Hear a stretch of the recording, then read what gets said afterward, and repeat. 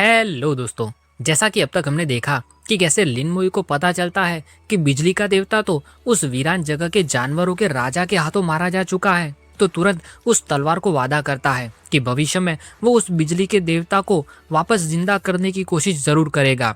फिर लिन मोयू वहां से बाहर निकलकर उस शाही लेखागर में जाता है, जहां पर वो एक बूढ़े अंकल से मिलता है और उस ड्रैगन और वीरान जगह के बारे में जानकारी खोजने के लिए सभी किताबें छान मारता है, लेकिन वहां पर उसे कुछ नहीं मिलता। फिर उन बूढ़े अंकल को पूछता है, तब वे बूढ़े अंकल बहुत सारे मर्डर करने वाले औरा के साथ एक जंजीरों में बंदी किताब बाहर निकालते हैं और वो लिन मोई को देते हैं, जिसमें लिन मोई को थोड़ी बहुत जानकारी मिलती है। और फिर वो सब पढ़ने के बाद जब लिन मोई और राजकुमारी बाहर निकलने के लिए जाते हैं तो किसी की छेड़खानी की वजह से सीधे लाशों की जमीन पर पहुंच जाते हैं, जहां पर हर जगह जिंदा लाशें घूम रही है और बिजली के साथ जहरीली बारिश हो रही है। तो जैसे ही राजा जी को इसके बारे में पता चलता है तो वे सभी लोगों को काम पर लगा देते हैं, लेकिन किसी से भी कुछ नहीं होता। तब जाकर उन्हें अपने मैंग आनवेन की मदद लेने की जरूरत पड़ती है, जो कि बड़ी ही आसानी से उन दोनों का पता लगा लेते हैं। लेकिन उन्हें बाहर निकालने की कोशिश करने जाते हैं,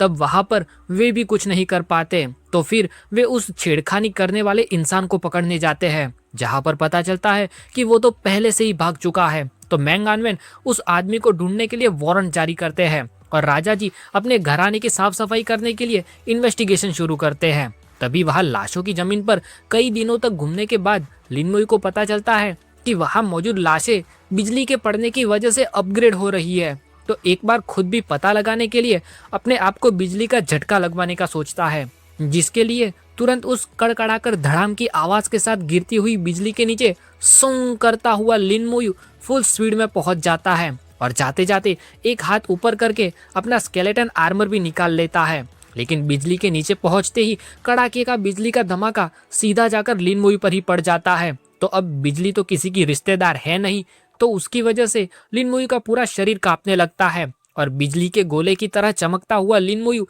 दर्द के मारे अपने दांत कस लेता है। लेकिन अपने भाई के पास डैमेज ट्रांसफर की स्किल मौजूद है, जिसकी वजह से उसे कुछ नहीं होता। और जैसे ही बिजली खत्म होती है तो तुरंत ऊपर नोटिफिकेशन आती है, जिसमें दिखता है कि क्रिएशन लाइटनिंग और 1 लाख एक्सपीरियंस मिला। जो देखते हुए लिन मोयू अपने हाथ की ओर देखकर आश्चर्य में पड़ा हुआ है। फिर बड़ी बड़ी आंखें खोलकर मन में बिजली का झटका खाती हुई लाश को याद करता है और कहता है, तो मतलब ऐसी बात है, यानी बिजली से झटका खाने की वजह से एक्सपीरियंस मिलता है। तभी मैं सोचूं कि वे लाशें इवॉल्व क्यों हो रही थी। और इस तरह से बिजली से भरे काले गोले की तरह खड़े लिन मोयू की बात सुनकर पीछे खड़ी राजकुमारी को भी भरोसा नहीं होता, तो सवाल उठाती हुई कहती है, बिजली के अंदर एक्सपीरियंस है? और मन में कहती है, वो बिल्कुल सही सलामत कैसे है? तो राजकुमारी की बात सुनकर बिजली से भरा लिन मोयू पीछे राजकुमारी की ओर देखता है और कहता है, क्या तुम भी इसे करके देखना चाहती हो? लेकिन लिन मोयू के ऑफर पर राजकुमारी तुरंत आंखें बंद करके दोनों हाथ ऊपर कर लेती है और स्माइल के साथ पसीने में कहती है, नहीं नहीं, बिल्कुल नहीं, मैं बिजली और बारिश का नुकसान नहीं झेल पाऊंगी। तो अब लिन मोयू वापस अपना सिर आगे की ओर कर लेता है और वहां बिजली खत्म होकर बारिश शुरू हो जाती है। तो वापस अपना स्केलेटन आर्मर लगाकर अभी अभी जो लाभ मिला है उस पर खुशी के साथ मन में कहता है, इन क्रिएशन बिजली के झटकों से मिलने वाला एक्सपीरियंस काफी कम है, लेकिन अगर किसी निश्चित मात्रा तक इकट्ठा कर ले तो शायद इसके कुछ असाधारण प्रभाव देखने को मिल सकते हैं। इस तरह से अगर देखा जाए तो इस लाशों की जमीन पर आकर गिरना पूरे तरीके से तो बुरा नहीं है। जिसके बाद रास्ते में जब जब भी बिजली गिरने वाली होती है तो लिन मोयू मुफ्त के भंडारे की तरह खाने के लिए तुरंत वहां पर पहुंच जाता है और उसकी ओर देखकर राजकुमारी मन में कहती है, हमें यहाँ पर घूमते हुए काफी दिन बीत चुके हैं और जब जब भी हमारे रास्ते में तूफान आता है तब तब वो सामने से जाकर बिजली का झटका अपने ऊपर लेता है। वहां नजदीक से दिखाई देता है कि लिन मोयू को उस मुफ्त का भंडारा खाने के लिए दांत कस कर रखने पड़ते हैं, लेकिन फिर भी वो खाता जरूर है। तो राजकुमारी अपने मन में बात आगे बढ़ाती हुई कहती है, इतने सारे झटके खाने के बावजूद भी उसे कोई चोट नहीं लगती। शायद पूरी इंसानियत में सिर्फ वही अकेला है जो ऐसा कर सकता है। तभी सीन चेंज होकर रात पड़ चुके महल के आगे जाकर रुकता है, जिसके दरवाजे के आगे 2 गार्ड अपनी तलवार के साथ पहरा दे रहे हैं। लेकिन यहाँ उनके सामने कोई आता हुआ दिखाई देता है, तो उससे आता हुआ देखकर वे दोनों गार्ड तुरंत अपनी अपनी तलवार बाहर निकालकर तैयार हो जाते हैं और सामने वाला गार्ड पूछता है, कौन हो तुम? शाही परिवार की जगह पर घुसपैठ कर रही हो? तुम्हें पता है तुमने क्या गुनाह किया है? लेकिन वहां पर सामने अपने भाई की बड़ी बहन बिल्कुल सीरियस अंदाज में तने हुए चेहरे के साथ जैसे जैसे एक एक कदम आगे बढ़ाती है, तो बढ़ते हुए कदम की आवाज के साथ दोनों हाथों में मौजूद तलवार पर सोंग करके बहती हुई एनर्जी के साथ हल्की हल्की छन छन की आवाज आती है, जो अगले ही पल बिना चेतावनी दिए दोनों तलवार के ताकतवर हमले दो बड़े बुम के साथ सामने मौजूद गार्ड पर धमाका कर देती है। तो उनके पड़ते ही वे दोनों गार्ड हवा में उड़ने लगते हैं और कड़कड़ करती एनर्जी के अंदर गुस्से में खड़ी लिन मोहन दांत कस कर ऐसे देखती है जैसे आंखों से ही सभी को निगल जाएगी और कहती है, अगर मेरे छोटे भाई लिटिल यू को कुछ भी होता है तो डोंग फेंग क्लैन का रहने का कोई मतलब नहीं बनता। जिसके बाद सीन वापस चेंज होकर लिन मोई के पास पहुंच जाता है, जहां पर दिखाई देता है कि इस बार उनके सामने कड़ाके और धमाके के साथ गिरती हुई बिजली का एक बहुत बड़ा बवंडर आकर खड़ा है। जिस बवंडर की ओर देखकर लिन मोई बिना कुछ बोले शांति से खड़ा है, लेकिन सामने मौजूद नजारे को देखकर राजकुमारी के बाल और होश दोनों उड़ते जा रहे हैं, क्योंकि वहां उस बवंडर के नीचे सुंग करती हुई कड़ाके की बिजली को एब्जॉर्ब करने के लिए मैदान में कई सारी लाशें मौजूद है। और उन लाशों की ओर देखकर घबराई हुई राजकुमारी टेंशन में लिन मोई को कहती है, संभल कर रहना, ये लाशें थोड़ी सी अजीब है। और जैसे ही राजकुमारी अपनी बात खत्म करती है कि तभी सामने से एक शिकारी कुत्ते की लाश जंप लगाकर उन पर हमला करने के लिए आती है, जिसकी नोटिफिकेशन में दिखता है कि ये सड़ रहा मैजिक हाउंड है। तो उसकी ओर देखकर लिन मोई कहता है, अबिस हेल हाउंड। लेकिन तभी अपना बर्जर्क वॉरियर आकर सर करता हुआ अपना हथियार घुमाता है, तो वो शिकारी कुत्ता उस हमले से मारा जाकर धप की आवाज के साथ नीचे जमीन पर गिर पड़ता है। तभी वहां दूर मैदान में सर सर करती कड़ाके की बिजली के बवंडर के नीचे एक पंखों और सींगों वाली इंसान जैसी लाश दिखाई देती है। तो लिन मोई कहता है, सिर्फ अबिस मॉन्स्टर ही नहीं बल्कि ड्रैगन प्रजाति के लोग भी यहाँ पर मौजूद है। ऐसा लगता है कि हम लाशों की दुनिया के सेंटर के नजदीक पहुंचते जा रहे हैं। फिर लिन मोई वूम करके तेज हवा के साथ कड़ाके की बिजली में घूमते हुए बवंडर की ओर देखकर मन में सवाल करता है, इस बवंडर की सबसे ज्यादा बिजली वहां उस बीच वाली जगह पर क्यों इकट्ठा हो रही है? तो अब उस गड़गड़ करती बिजली के राज के बारे में जानने के लिए लिन मोई तुरंत अपनी सरसराती हुई बिजली वाले पंख खोलता है, जिसकी हवा का इतना तेज झोंका आता है कि राजकुमारी अपने दोनों हाथ क्रॉस करके खड़ी हो जाती है। और लिन मोई जाने से पहले राजकुमारी को कहता है, वहां अंदर सब कुछ खतरे से भरा हुआ है, तुम यहीं पर मेरा इंतजार करो। जिसके अगले ही पल लिन मोई एक ही सेकंड में वुश करता हुआ फुर के साथ वहां से उड़कर गायब हो जाता है, जिसके पीछे सिर्फ एक लाल लकीर ही रह जाती है। तो ये देखकर राजकुमारी आश्चर्य के साथ कहती है, वाओ, बिजली के जैसे पंख, उसने उड़ने की स्किल कब जगाई? वहां लिन मोई अपनी पंखे फैलाकर ऊपर आसमान में बवंडर के नजदीक पहुंचता है, तो वहां पर कड़कड़ करके चटकती हुई कई सारी बिजली के साथ तेज घूमती हुई हवाएं सामने मिलती है। तो इतनी सारी बिजली देखकर लिन मोई खुशी के साथ अपना मुक्का कसता है, जिसकी वजह से उसके ऊपर लगा हुआ स्केलेटन आर्मर गायब होने लगता है। फिर तुरंत स्केलेटन आर्मर के गायब होते ही छोटी सी लिन मोई की सरसराती हुई बिजली वाली पंखों के साथ लिन मोई पर कड़कड़ाती उस क्रिएशन बिजली का धमाका इतनी जोर से धड़ाम करता हुआ गिरता है कि उसकी वजह से लिन मोई पंखों समेत पूरा कांप उठता है। और उस धड़ाम करती बिजली के बीच में एक साथ कई सारी नोटिफिकेशन पर नोटिफिकेशन आती है, जिसमें दिखाता है कि क्रिएशन बिजली के साथ इस बार 10 लाख एक्सपीरियंस मिला। फिर जैसे ही कई सारी बिजली के झटके खाने के बाद लिन मोई एक पल के लिए खड़ा रहता है, तब उसे उस बवंडर के बीच में जहां सारी बिजली इकट्ठा हो रही है वहां पर कुछ दिखाई देता है। तो आश्चर्य के साथ कहता है, वो क्या? इतना कहने के बाद अब जाकर लिन मोई अपनी सरसराती पंखों का इस्तेमाल करता है और उन चमचमाती क्रिएशन बिजली के बीच में से होते हुए बवंडर के अंदर जाने लगता है। जहां पर अंदर पहुंचकर देखता है तो वहां हवा में उड़ता हुआ एक सुंदर स्टाफ दिखाई देता है, जिसकी ओर देखकर लिन मोई बहुत चौंक जाता है, क्योंकि उसकी नोटिफिकेशन में दिखता है कि ये क्रिएशन स्केप्टर है जो डैमेज हो चुका है, लेकिन वो क्रिएशन बिजली एब्जॉर्ब करके वापस ठीक किया जा सकता है। तो ये देखकर लिन मोई तुरंत उस कैप्टर को पकड़ लेता है और कहता है, क्या ये इक्विपमेंट उस पौराणिक लड़ाई के बाद पीछे छोड़ा हुआ है? जिसके बाद जैसे ही लिन मोयू उस कैप्टर को ऊपर उठाता है कि तुरंत वहां बवंडर में मौजूद सारी बिजली एक साथ लिन मोयू के ऊपर आकर टूट पड़ती है और लिन मोयू के अंदर से होकर उस कैप्टर तक पहुंचती है। तो ये देखकर लिन मोयू कहता है, अब मैं समझ गया, मुझे क्रिएशन कैप्टर तक क्रिएशन बिजली पहुंचाने के लिए अपने शरीर को मीडियम की तरह इस्तेमाल करने की आवश्यकता है। फिर कहता है, मुझे नहीं पता कि उसे रिपेयर होने के लिए अभी कितनी बिजली की जरूरत है, लेकिन शायद सिर्फ मैं अकेला ही हूँ जो ये काम कर सकता है, क्योंकि मैं अपना डैमेज ट्रांसफर कर सकता हूँ। फिर कुछ ही पल में वहां नीचे राजकुमारी को दिखाई देता है कि अभी अभी खतरनाक तरह से घूम रहे तेज बवंडर की हवाएं अब धीरे धीरे करके नीचे बैठने लगी है। तो कहती है, बिजली के बादल वापस जा रहे हैं। और तभी अचानक लिन मोयू अपनी फुल स्पीड वाली पंखों के साथ तुरंत राजकुमारी के पास लौट आता है, जिसको आता हुआ देखकर राजकुमारी कहती है, डिवाइन जनरल लिन, क्या तुम ठीक हो? जिसके सामने जवाब में लिन मोयू कहता है, मैं ठीक हूँ। फिर सामने रास्ते की ओर देखकर आगे कहता है, चलो चले, मुझे ऐसा महसूस हो रहा है जैसे हमें बाहर निकलने का रास्ता जल्द ही मिल जाएगा।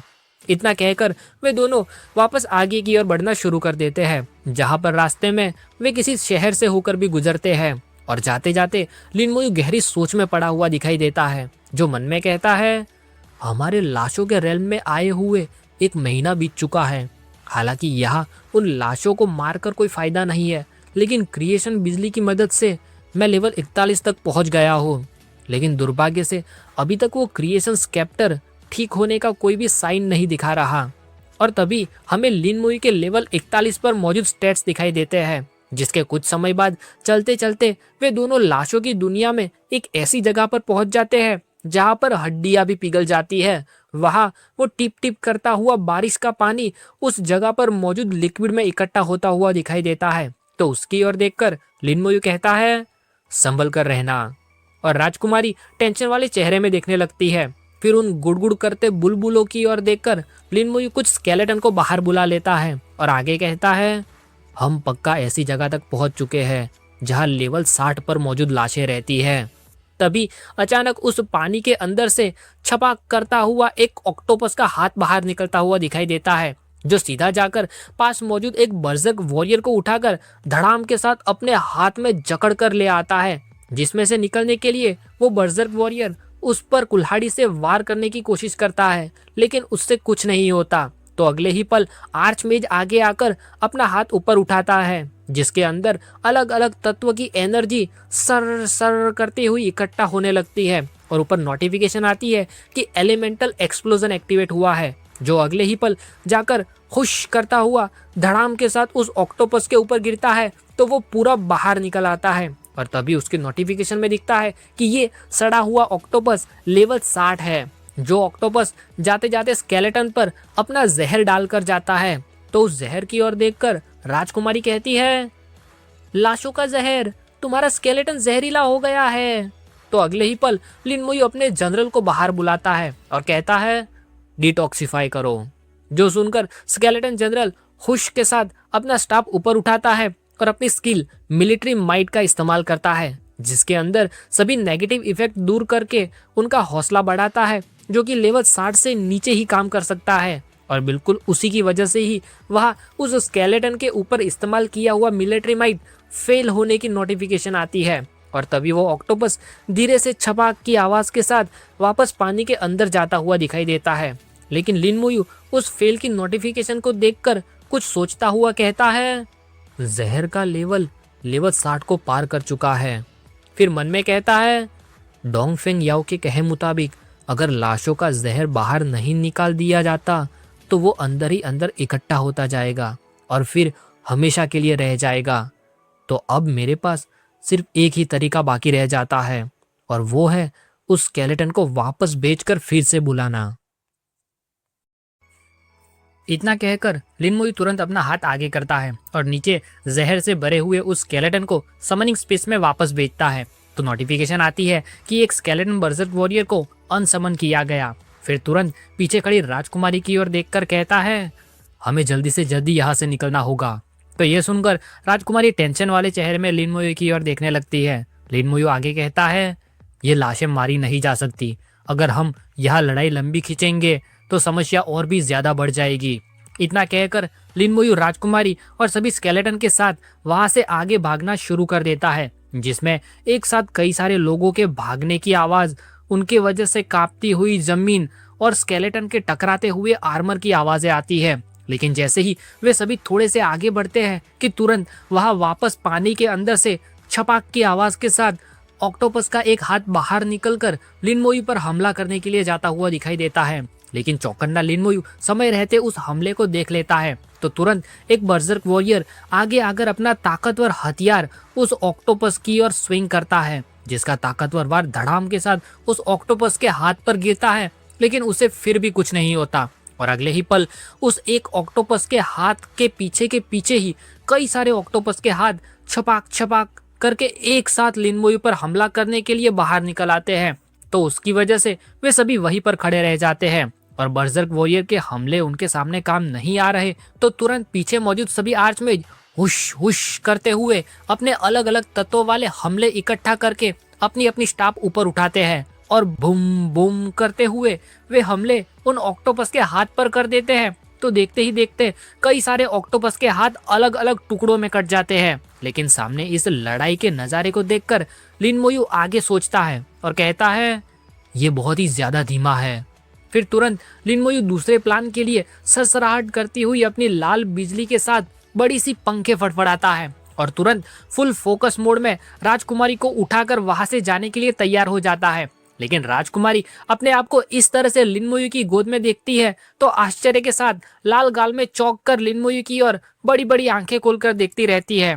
लेकिन लिन मोयू राजकुमारी को उठाकर अपनी तेज पंखों के साथ सर सर करके यहाँ से वहां होते हुए उन ऑक्टोपस के बीच में से होकर निकलने लगता है और वे ऑक्टोपस सामने कुछ नहीं कर पाते। लिन मोयू उन तेज बहती हुई हवा की आवाज के बीच में से उन ऑक्टोपस को क्रॉस करके ऊपर हवा में फुल स्पीड के साथ उड़ने लगता है। तो राजकुमारी डर के मारे दोनों हाथों से लिन मोयू का कंधा पकड़कर उससे चिपक जाती है और लिन मोयू पूरे फोकस के साथ वहां से बाहर निकलने पर ध्यान देता है। फिर जैसे ही वे दोनों उस जगह से थोड़े आगे ही निकलते हैं कि वहां पर एक पहाड़ी की चोटी के आगे वापस कड़कड़ाती क्रिएशन बिजली की आवाज सुनाई देती है। तो लिन मोयू उन सभी मॉन्स्टर से दूर पहाड़ के ऊपर सुरक्षित जगह पर पहुंचकर राजकुमारी को धीरे धीरे सर सर करती हवाओं के साथ नीचे जमीन पर उतारता है। तो नीचे उतरते उतरते राजकुमारी लिन मोयू की ओर देखकर कहती है, धन्यवाद डिवाइन जनरल लिन।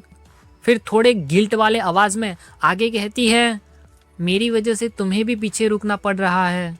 लेकिन लिन मोयू उन सभी बातों पर बिना कोई ध्यान दिए अपनी नजरें ऊपर बिजली की ओर लगाए रखता है और मुक्का कसकर जवाब में कहता है, कोई बात नहीं, तुम यहीं पर मेरा कुछ पल के लिए इंतजार करो।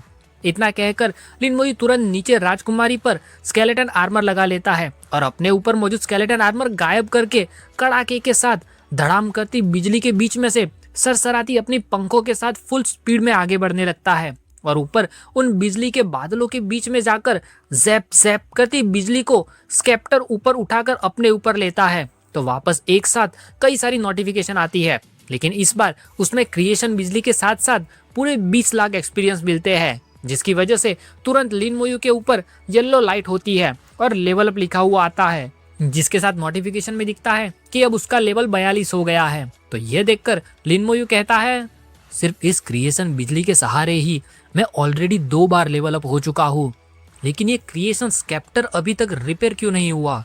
अभी इसे और कितनी बिजली एब्जॉर्ब करने की जरूरत है? आखिरकार ये हथियार है किस तरह का?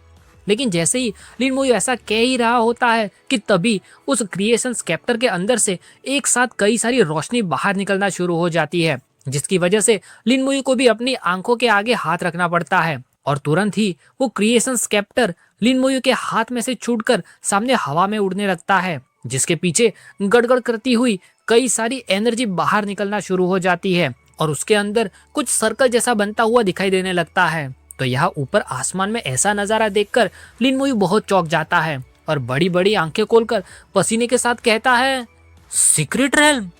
तो अब उसके खुलते ही लिन मोयू तुरंत अपनी सरसराती पंखे फड़फड़ाता है और उस गड़गड़ करते बिजली से भरे हुए सीक्रेट रेल्म की ओर आगे बढ़ने लगता है। फिर जैसे ही उस गेट के अंदर पहुंचता है कि तुरंत उसके आसपास बहुत सारी येलो एनर्जी की लाइट होने लगती है, जिसके अगले ही पल लिन मोयू बिना अपनी पंखों के क्रिएशन सीक्रेट रेल्म के अंदर पहुंच जाता है। जहां पर पहुंचते ही वहां पर एक हल्का और रिलैक्सिंग हवा का झोंका आकर उसे लगता है, जिसके साथ आसपास चमकते हुए जुगनू का नजारा दिखाई देता है। तो उस रिलैक्सिंग हवा के झोंके को महसूस करके लिन मोयू शांत अंदाज में कहता है, यहाँ की हवा कितनी खुशनुमा है, उस लाशों की जमीन से तो बहुत ही ज्यादा अच्छी है।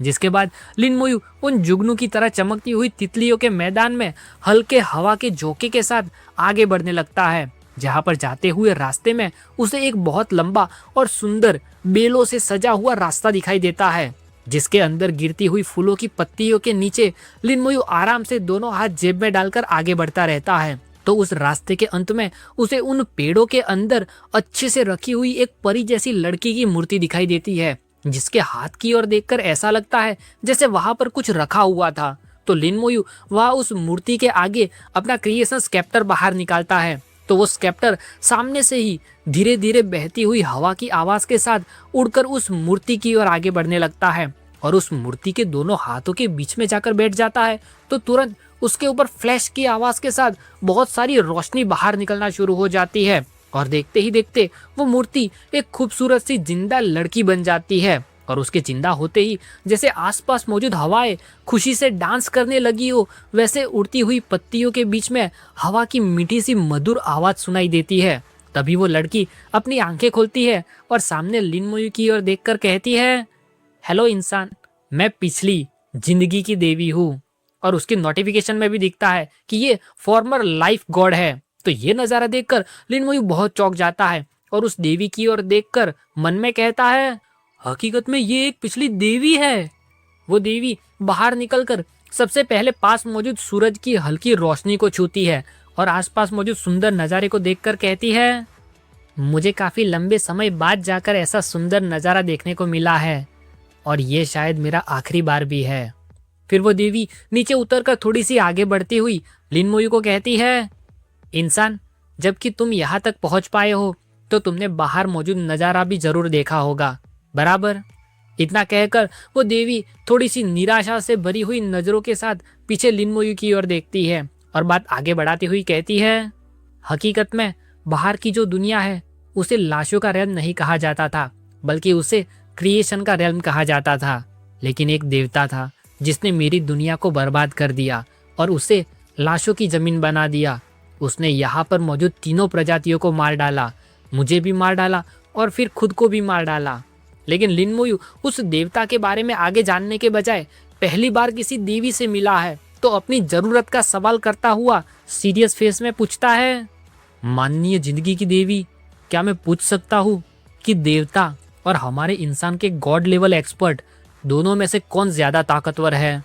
तो लिन मोयू का सवाल सुनकर वो देवी आंखें बंद करके स्माइल करती है और जवाब में कहती है, जबकि उन्हें गॉड लेवल एक्सपर्ट कहा जाता है तो जाहिर सी बात है कि वे हम देवताओं के लेवल पर होते हैं। और हाँ, इसके अंदर अबिस के डीमन किंग और ड्रैगन प्रजाति के ड्रैगन किंग भी शामिल होते हैं। देवताओं को 3 भागों में बांटा जाता है, लो, मिडल और हाई रैंक। मैं एक हाई रैंक की देवी हूँ, तुम्हारे इंसानी भाषा में लगभग लेवल 97 गॉड लेवल एक्सपर्ट के बराबर। फिर वो देवी और लिन मोयू वहां से आगे बढ़ते रहते हैं और जाते जाते लिन मोयू मन में कहता है, एल्डर मैंग और मेरे दोनों teacher level 95 God level expert है, ऑलरेडी इंसानियत की चरम सीमा पर मौजूद।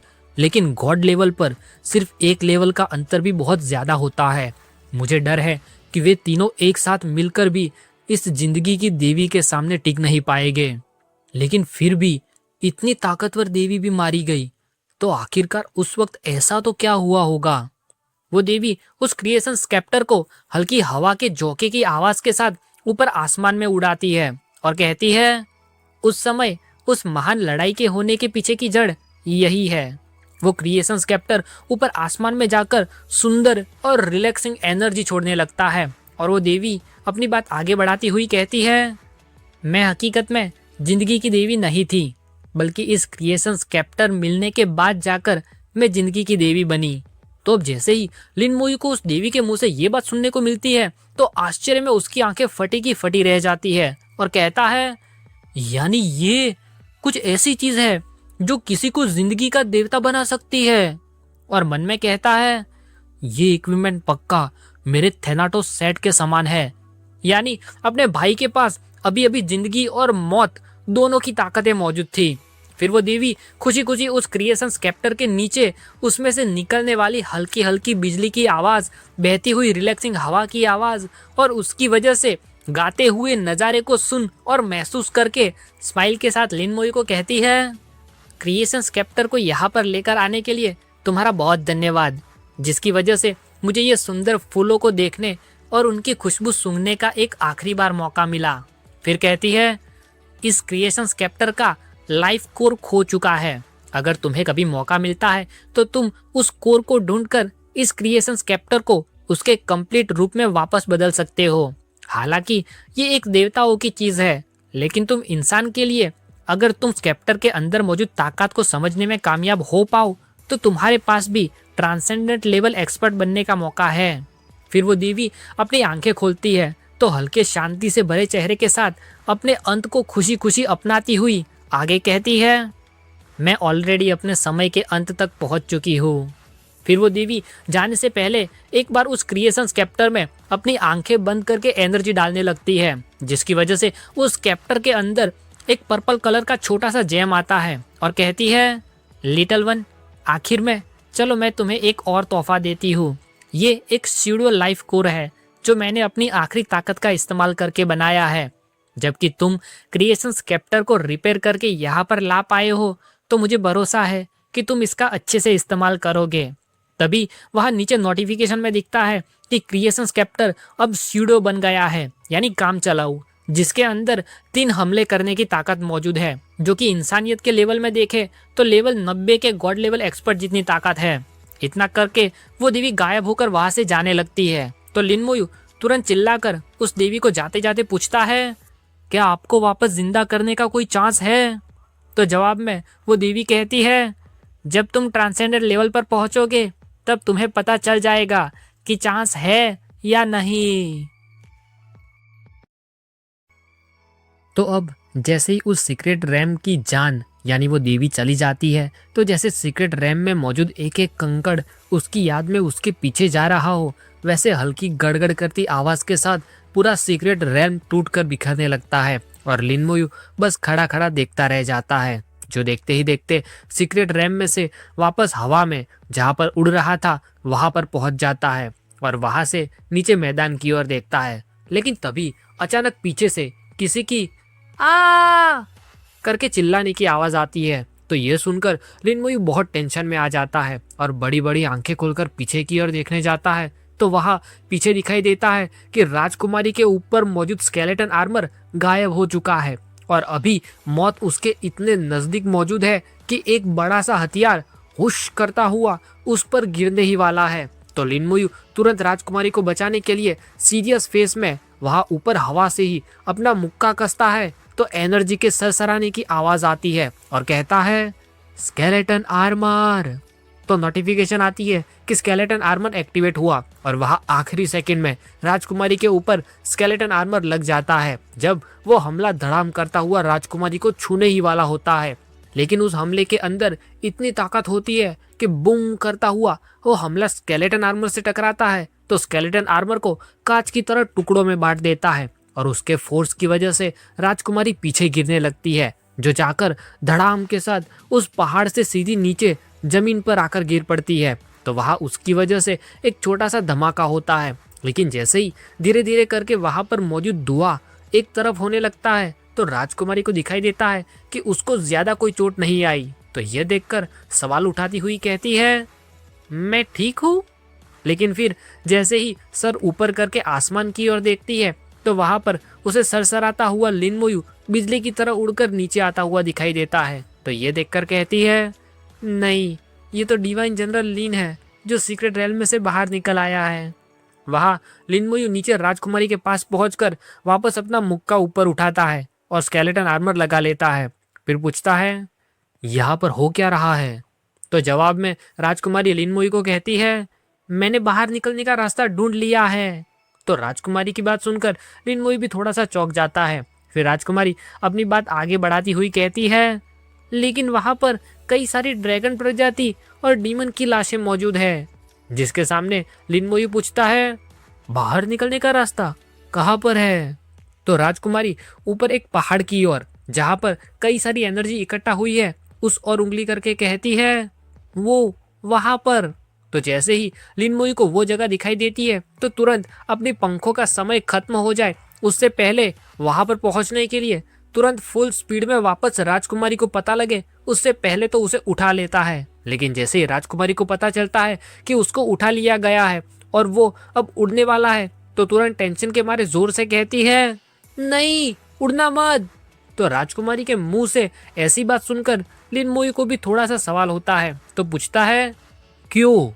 जिसके जवाब में राजकुमारी कुछ भी बता पाए उससे पहले तो कड़कड़ाती बिजली के बीच में एक बहुत बड़ा पंजा उड़ते हुए लिनमोई और राजकुमारी के ऊपर हमला करने के लिए आता हुआ दिखाई देता है। लेकिन इस बार वो हमला लिनमोई पर गिरने वाला होता है, जिसके पास बिजली की तरह तेज पंखे मौजूद है। तो लिनमोई उस धड़ाम करते हुए हमले के रास्ते से अपने आप को बहुत तेजी के साथ दूर कर लेता है, जिसकी वजह से वे दोनों बच जाते हैं। लेकिन उसके बाद जैसे ही लिनमोई उस हमले की ओर देखता है तो वहां पर मौजूद जो कुछ भी है उसकी ओर देखकर टेंशन में लिनमोई की आंखें बड़ी हो जाती है, क्योंकि वहां पर कड़ड़ कड़ड़ करती बिजली के बीच में एक बहुत ही ज्यादा बड़े मॉन्स्टर की लाश उड़ती हुई दिखाई देती है, जिसके नोटिफिकेशन में दिखता है कि ये सड़ता हुआ ड्रैगन इतना ताकतवर है कि उसका लेवल क्वेश्चन मार्क दिखा रहा है। तो अब ये देखकर लिनमोई तुरंत वहां से फुल स्पीड में अपनी पंखों का इस्तेमाल करके भागने लगता है और जाते हुए मन में कहता है,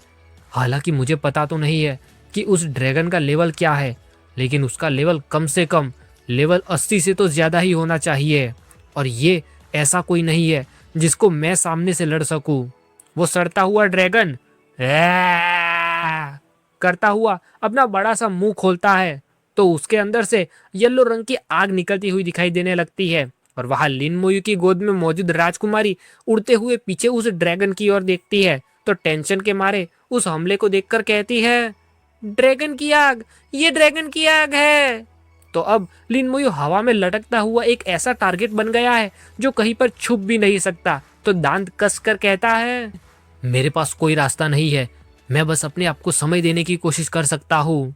इतना कहकर लिनमोई बहती हुई हवा की आवाज के साथ पीछे डार्क एनर्जी में से एक साथ कई सारे बर्जर्क वॉरियर, तीरंदाज और आर्चमेज सभी को उसे रोकने के लिए बाहर बुलाता है। तो वे सभी बाहर निकलते ही तुरंत सरर करते हुए पीछे मौजूद ड्रैगन की ओर उसे रोकने के लिए आगे बढ़ने लगते हैं। लेकिन अगले ही पल वे सभी उस ड्रैगन के नजदीक पहुंच भी पाए उससे पहले तो बढ़ बढ़ करती जलती हुई तेज आग इतनी खतरनाक तरीके से आती है कि देखते ही देखते बाहर निकाले स्केलेटन में से 45 स्केलेटन बर्जर्क वॉरियर, 27 स्केलेटन आर्चमेज और 23 डिवाइन आर्चर सभी मारे जाते हैं।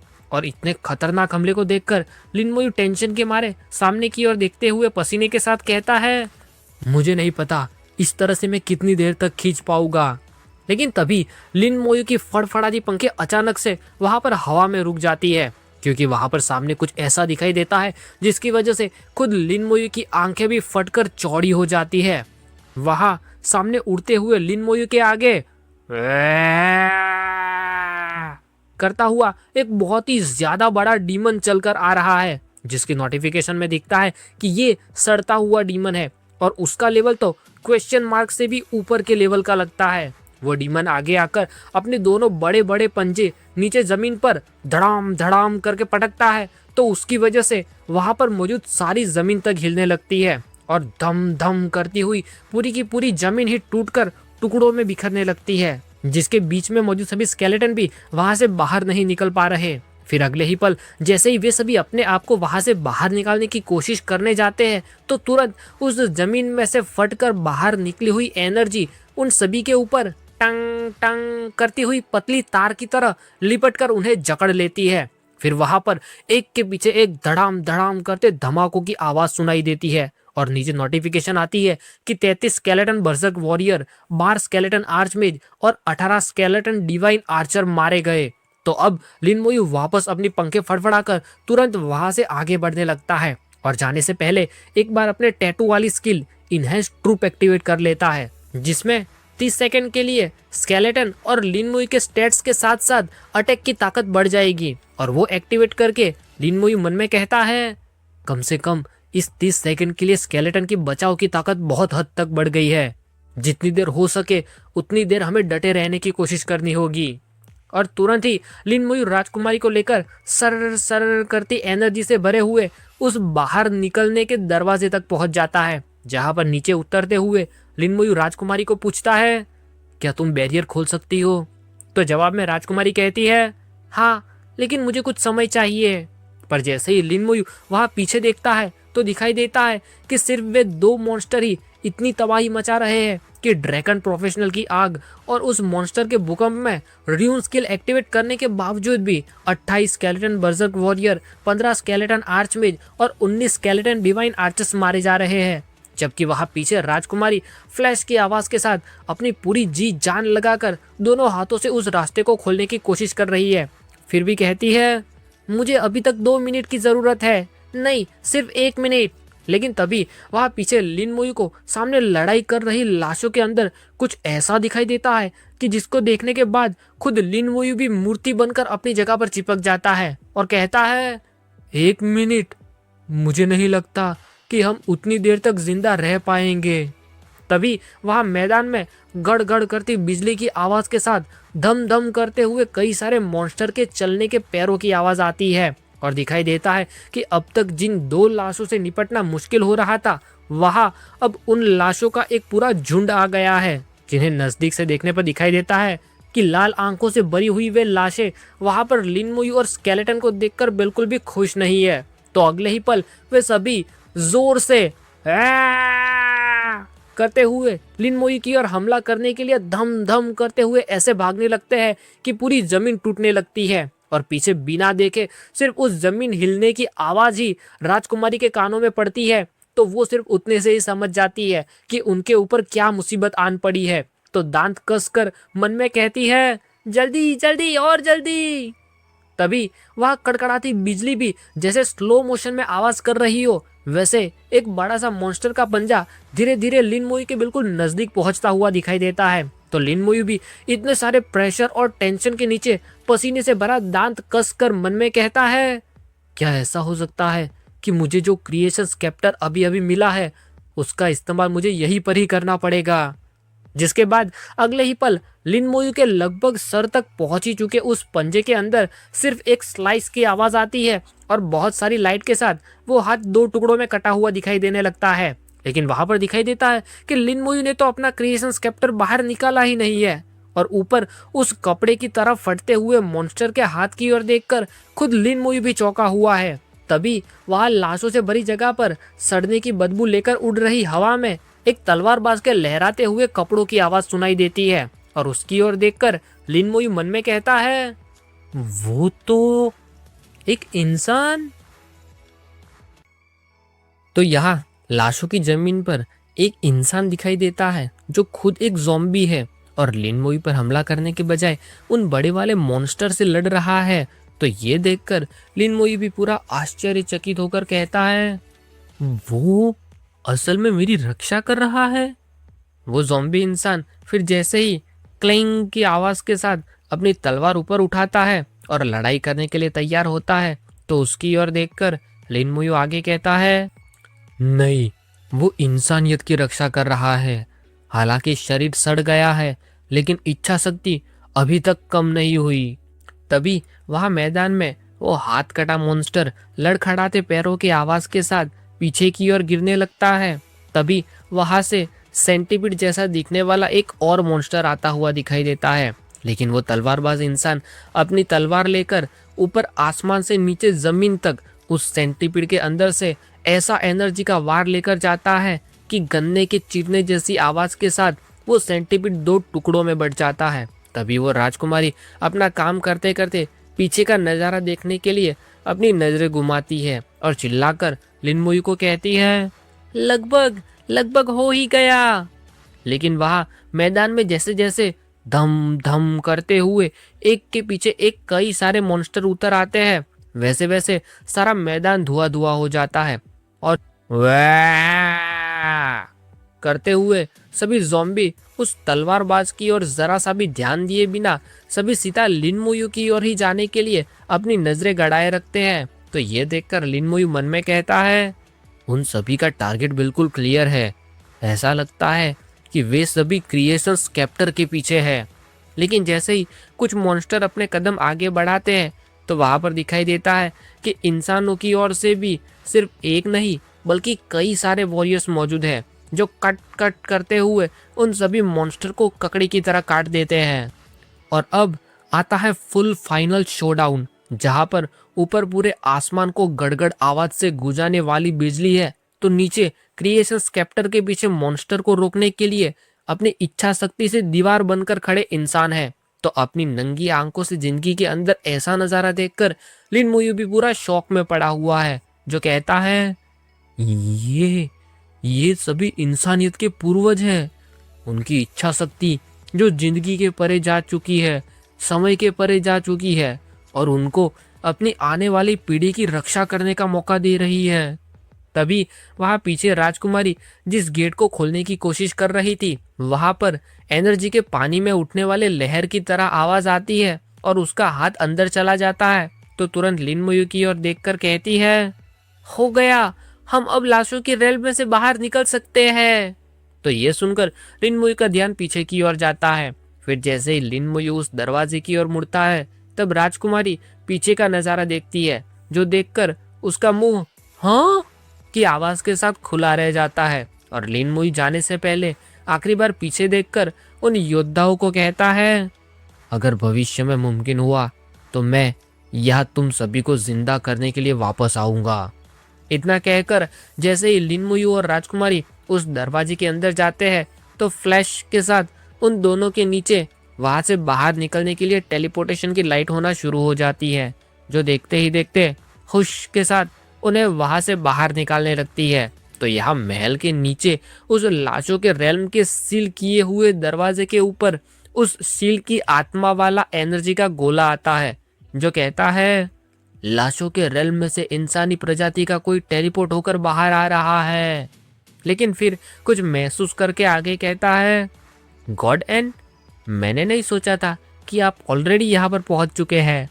तभी वहां सामने दिखाई देता है कि उस सील की आत्मा की बात खत्म होने से पहले ही मैंग अनवेन ऑलरेडी फ्लैश की आवाज के साथ टेलीपोर्ट होकर यहाँ पर पहुंचने भी आ गए हैं।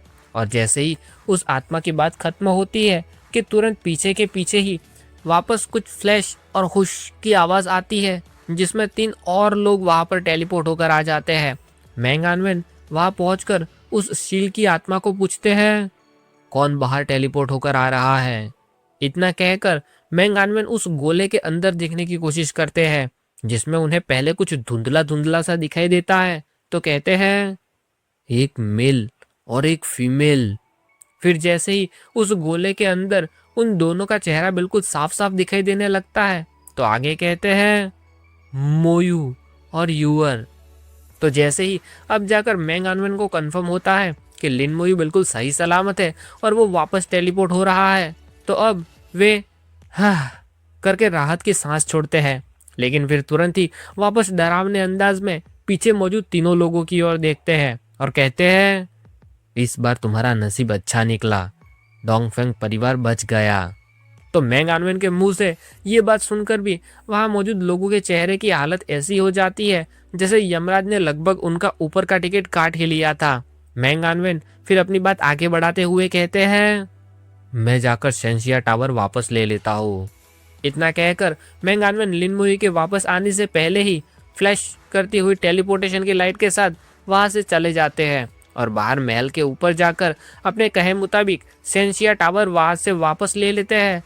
तो जैसे कोई बहुत बड़ा बोझ कम हो गया हो, वैसे महल के आसपास बहती हुई हवा की आवाज सुनाई देने लगती है, जबकि वहां नीचे पूरे 5 मिनट बाद जाकर उस शील किए हुए गेट के आगे टेलीपोर्टेशन के फ्लैश सुनाई देती है, जिसमें से लिन मुयू और राजकुमारी बाहर निकल आते हैं। तो जैसे ही राजकुमारी को बाहर आते ही अपने पिताजी सामने दिखाई देते हैं, तो तुरंत भागकर पिताजी कहती हुई उनकी ओर आगे बढ़ने लगती है, जहां सामने राजा जी भी अपनी बेटी की ओर भागने लगते हैं। फिर जैसे ही राजकुमारी अपने पिताजी के गले लगती है, तो अब तक हिम्मत दिखाकर सभी का सामना कर रही राजकुमारी अपने आप को नहीं रोक पाती और जोर जोर से रोती हुई कहती है, पिताजी, मुझे लगा कि मैं अब आपको वापस कभी नहीं देख पाऊंगी। तो सामने राजा जी राजकुमारी को सहलाते हुए आंखें बंद करके धीरे से कहते हैं, कोई बात नहीं, कोई बात नहीं, सब कुछ ठीक है अब। लेकिन तभी वहां लिन मुयु भी अपने मास्टर लोगों की तरह ही काले ऑरा के साथ बिल्कुल सन्नाटा करके सीरियस फेस में कहता है, इस बार तुम्हारे डोंगफेंग परिवार को मुझे सफाई देने की जरूरत है। तो इतना सुनते ही अपने अंकल आगे आते हैं और एक हाथ ऊपर करके कहते हैं, डिवाइन जनरल लिन, आप चिंता मत कीजिए, इस बार हमारे डोंगफेंग परिवार की ही गलती थी। हम डिवाइन जनरल लिन को इस मामले में सफाई जरूर देंगे और उसके साथ साथ उचित मुआवजा भी देंगे। तो अंकल की बात सुनकर लिन मुई जवाब में कहता है, ठीक है। और तभी वे आर्मर वाले अंकल आगे आते हैं और हाथ आगे करके कहते हैं, डिवाइन जनरल लिन, आपकी बहन पूरे महीने से आपका इंतजार करके खड़ी है, क्या आप उनसे मिलना चाहेंगे? तो अचानक उन अंकल के मुंह से ये बात सुनाई देती है तो लिन मुई भी चौंक जाता है, क्योंकि उसने भी ये तो नहीं सोचा था। तो तुरंत शौक में सवाल उठाकर कहता है, दीदी, कहाँ पर? तो अपने पहले वाले अंकल थोड़े स्माइल के साथ कहते हैं, यही शाही महल के बाहर, क्या मैं तुम्हें वहां ले चलूं? लेकिन लिन मुई उस स्लो टेलीपोर्टेशन के बजाय तुरंत अपने सरसराती बिजली वाली पंखे खोलता है और उतावला होता हुआ कहता है, कोई जरूरत नहीं है, मुझे बस बता दो कहाँ पर, मैं खुद चला जाऊंगा। और फिर एक ही पल में फड़फड़ करती पंखों की आवाज में लिन मोई वहां नीचे अंडरग्राउंड से सीधा महल के बाहर लिन मोहन तक भी पहुंच जाता है। तो वो आवाज सुनकर लिन मोहन का ध्यान पीछे की ओर जाता है और जैसे ही पीछे मुड़कर देखती है तो वहां पर लिन मोई अपनी पंखों के साथ नीचे उतर रहा है, जो नीचे आते ही पुकारता है, दीदी। तो लिन मोई को देखकर लिन मोहन भी एक पल के लिए चौंक जाती है, फिर अगले ही पल तुरंत जाकर लिन मोई को गले लगा लेती है। तो उसकी भी आंखों के कोने आंसू से गिले हो जाते हैं और कहती है, शियाओ यू, मैं जानती थी तुम बिल्कुल सही सलामत होंगे। जिसके जवाब में लिन मोई थोड़ी देर बाद कहता है, बिल्कुल, मैं सही सलामत ही होऊंगा, लेकिन दीदी को कैसे पता चला कि मैं लाशों के रेल में फंस गया था? तो ये सुनकर लिन मोहन अपने बाल ठीक करने लगती है और कहती है, मुझे किसी लाशों के रेल के बारे में नहीं पता। मेरे टीचर की काल गणना के अनुसार तुम किसी मुसीबत में हो सकते थे, तो उन्होंने मुझे यहाँ पर भेजा। फिर एक हाथ ऊपर करके आगे कहती है, तुम नहीं जानते, जब तुम्हें कुछ हुआ तो तुम्हारे मास्टर ने लगभग डोंगफेंग परिवार को तबाह कर ही दिया था। तो ये बात सुनकर लिन मोयू पकड़ा गया हो वैसे अंदाज में सिर खुजाने लगता है और कहता है, यानी मास्टर भी इसके बारे में जानते हैं। और लिन मोहन लिन मोयू को देखने के बाद मन में कहती है, अब जबकि शियाओ यू खुद इतना ताकतवर है और उसे प्रोटेक्ट करने वाले मास्टर मौजूद है, तो अब शायद मुझे हर समय उसकी चिंता करने की जरूरत नहीं है। फिर एक हाथ से अपने आंसू पोंछती हुई लिन मोयू को कहती है, ठीक है, अब जबकि तुम्हें सही सलामत देख लिया है तो दीदी के मन को शांति हो गई है। तुम्हें अब जल्दी करके तुम्हारे मास्टर से जाकर मिलना चाहिए, वे तुम्हारे लिए बहुत चिंतित होंगे। तो सामने लिन मोयू थोड़े निराश वाले चेहरे में कहता है, दीदी कहाँ जा रही है? जिसके जवाब में लिन मोहन एक हाथ कंधे पर रखकर कहती है, दीदी को अब वापस लेवल अप करने के लिए जाना होगा। मैं यहाँ पूरे 1 महीने से बिना लेवलिंग अप किए पहरा दे रही हूँ। मेरे मास्टर पक्का अभी आग बबूला हो रहे होंगे। इतना कहकर लिन मोहन पीछे मुड़ती है और स्माइल के साथ लिन मोई को बाय बाय करती है। तो लिन मोई भी हल्की सी स्माइल देता है और मन में कहता है, ऐसा लगता है कि दीदी के मास्टर सचमुच बहुत स्ट्रिक्ट है।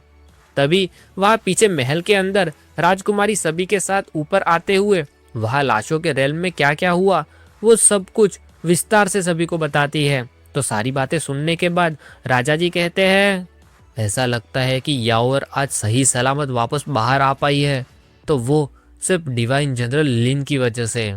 और अपने अंकल सारी बात सुनकर स्माइल के साथ आंखें बंद करते हैं और दाढ़ी सहलाते हुए कहते हैं, ये बंदा सचमुच बहुत शांत है, किसी आम इंसान की तुलना में सोच से भी परे जितना। फिर आगे कहते हैं, ना सिर्फ वो लाशों के रेल में से जिंदा वापस लौट आया, बल्कि उसने वहां पर अवसर भी ढूंढ निकाला। यहाँ तक कि अगर हम लाशों के रेल में पहुंच जाते तो शायद खुद हम भी सही सलामत तो बाहर नहीं निकल पाते। फिर राजा जी राजकुमारी को कहते हैं, पहले 2 दिन के लिए आराम कर लो। कुछ दिनों बाद मैं और याओर साथ मिलकर डिवाइन जनरल लिन से मिलेंगे। जबकि बाहर लिन मोयू की ओर लिन मोयू बगीचे में पहुंचकर मैंग आनवेन से शुरू करके अपने सभी मास्टर को चाय देता है। तो मैंग आनवेन लिन मोयू को देखकर स्माइल करने लगते हैं और फिर लिन मोयू पर एक के पीछे एक कई सारे सवालों की बारिश होने लगती है, जिसका वो विस्तार से जवाब देता है। जिसमें अपनी देवी वाली बात पर संकी मास्टर सवाल उठाते हुए एक उंगली ऊपर करके पूछते हैं, यानी तुम कह रहे हो कि जिंदगी की देवी ने तुम्हें क्रिएशन स्केप्टर दिया है, जिसमें अगर तुम लाइफ को ढूंढ पाओ तो तुम्हारे ट्रांसेंडेंट लेवल पावर हाउस बनने के चांस बढ़ जाएंगे। तो उसके जवाब में मैंग आनवेन अपनी बात रखते हुए कहते हैं, मुझे नहीं लगता ऐसा करना बिल्कुल सही रहेगा। बाहरी चीजों का सिर्फ इस्तेमाल किया जा सकता है, किसी को भी उन पर पूरे तरीके से निर्भर होकर नहीं रहना चाहिए। लेकिन वह मैंग आनवेन की बात पर अपने गॉड बाय कहते हैं, ओल्ड मैंग, तुम जो सेंसिया टावर रखते हो, तुम तो सबसे कम क्वालिफाइड इंसान हो ऐसी बात कहने के लिए। फिर लिन मोयू को कहते हैं, लेकिन ओल्ड मैंग की बात सच है शियाओ यू, इससे कोई फर्क नहीं पड़ता कि कहाँ पर, लेकिन सबसे ज्यादा भरोसेमंद अगर कुछ है तो वो सिर्फ तुम्हारी खुद की ताकत है। तो गॉड बाय की बात पर लिन मोयू कहता है, मास्टर आप निश्चिंत हो जाइए, मैं बाहरी चीजों पर निर्भर नहीं रहूंगा। फिर लिन मोयू सीरियस अंदाज में वहां पर उन लोगों को जो वादा करके आया है उसके बारे में जानकारी लेने के लिए मास्टर से पूछता है, मास्टर जब एक इंसान मारा जाता है तो क्या उसके बाद भी पॉसिबल है कि उन्हें वापस जिंदा किया जा सके। और इसी के साथ ये चैप्टर यहीं पर खत्म होता है। अब आगे देखना ये है कि क्या लिन मोयू जो वादा करके आया है उस तरफ आगे बढ़ने की कोई आशा की किरण है या नहीं, और अगर है तो वो कितनी मुश्किलों से भरी होगी। फिर जो राजमहल में हुआ है उसकी भरपाई में शाही परिवार क्या करेगा, कैसे उस गद्दार को ढूंढा जाएगा, और उन सब के सामने लिन मोयू और अपने सभी मास्टर क्या करेंगे। फिर अब यहाँ से लिन मोयू लेवल अप करने के लिए जाने वाला है या उसके लिए और कोई मिशन तैयार है, वो सब हम देखेंगे आगे आने वाले चैप्टर्स में। लेकिन तब तक के लिए बाय।